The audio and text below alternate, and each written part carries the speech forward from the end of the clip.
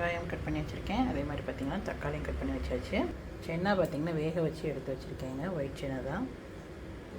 இஞ்சி பூண்டு பேஸ்ட் பார்த்திங்கன்னா அரைச்சி எடுத்து வச்சு எண்ணெய் சூடாயிடுச்சு. கொஞ்சமாக பட்டையும் சோம்பு சேர்த்துக்கலாம். நல்லா பொரிஞ்சு வரட்டும். பொடிய ஆரம்பிச்சு இப்போ குட்டியை நறுக்கி வச்சேன். பெரிய வெங்காயத்தை நல்லா பொடியை நறுக்கி வச்சுருக்கேன். அதையும் சேர்த்துக்கிறேன்.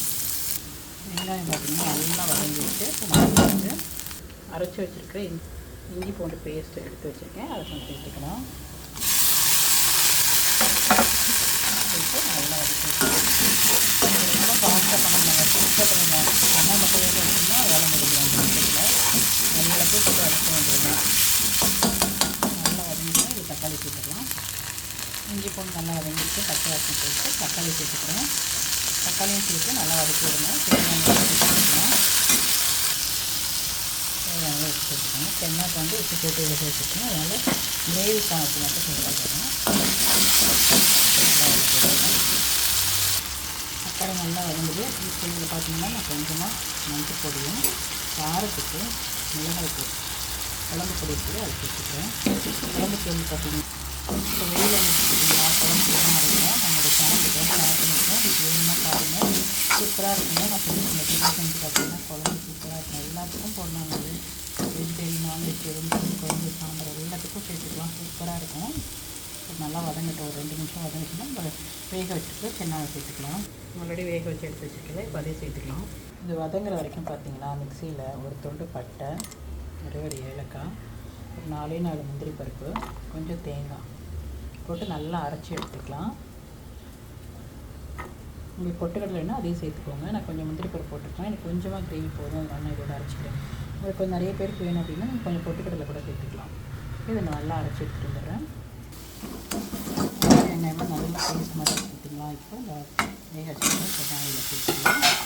ரொம்ப தேங்காயாக இருக்கணும். அதை சேர்த்து கொஞ்சம் தண்ணி விட்டு சேர்த்து விட்டுடலாம். இது ஆல்ரெடி வெந்ததுதான் கொஞ்சம் தண்ணி ஊற்றி விட்டுக்கலாம். தண்ணி சேர்த்துக்கிறேன். சேர்த்து கொதி கொதிக்கிட்டோம். இதில் பார்த்திங்கன்னா தேங்காய், முந்திரி பருப்பு, பட்டை ஒரு துண்டு, ஏலக்காய் நல்லா அரைச்சி எடுத்துகிட்டு வந்துடுறேன். தேங்காய் இந்த மாதிரி நல்லா மையாக அரைச்சி எடுத்துக்கோங்க. தேங்காய், முந்திரி பருப்பு, ஒரு துண்டு பட்டை, ஒரு ஏலக்காய் நல்லா அரைச்சிட்டேன். இப்போ வந்து இதை வந்து இந்த சென்னா மிக்ஸ் பண்ணிக்கலாம். சென்னா மசாலாவில் இப்போ நம்ம அரைச்சி வச்சுருக்க தேங்காவை இந்த மசாலாவில் சேர்த்துடலாம். சேர்த்துட்டு மிக்ஸ் பண்ணி விடுங்க. ஒரு 2 நிமிஷம் கொதிச்சதுன்னா சூப்பரான ஒரு சென்னா குருமா ரெடி ஆகிடுங்க. ட்ரை பண்ணி பாருங்கள். ஈஸியான மெத்தடில் சூப்பராக இருக்கும். பசங்களுக்கு ஸ்கூலுக்கு கொடுக்குறதுக்கும் சரி.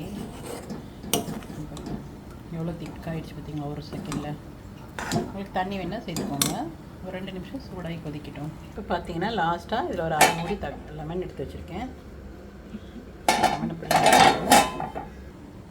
இப்போ பார்த்தீங்கன்னா இதில் ஒரு 1/2 மூடி லெமன் எடுத்து வச்சுருக்கேங்க. இதை நல்லா புளிஞ்சு விட்டுறேன் குருமாவில்.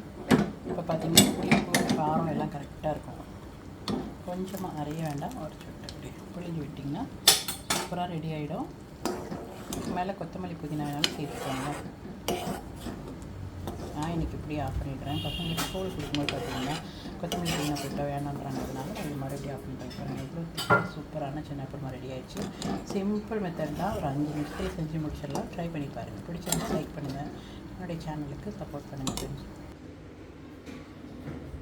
பாருங்கள். சூப்பராக சென்னா ரெடி ஆகிடுச்சு. வறுக்க எப்படி இருக்குது பார்த்தீங்கன்னா நீங்களும் இதே மாதிரி ட்ரை பண்ணி பார்த்துட்டு எப்படி இருக்குன்னு சொல்லுங்கள். பிடிச்சிருந்துச்சுன்னா லைக் பண்ணுங்கள், ஷேர் பண்ணுங்கள். மறக்காம என்னுடைய சேனலுக்கு சப்போர்ட் பண்ணுங்கள்.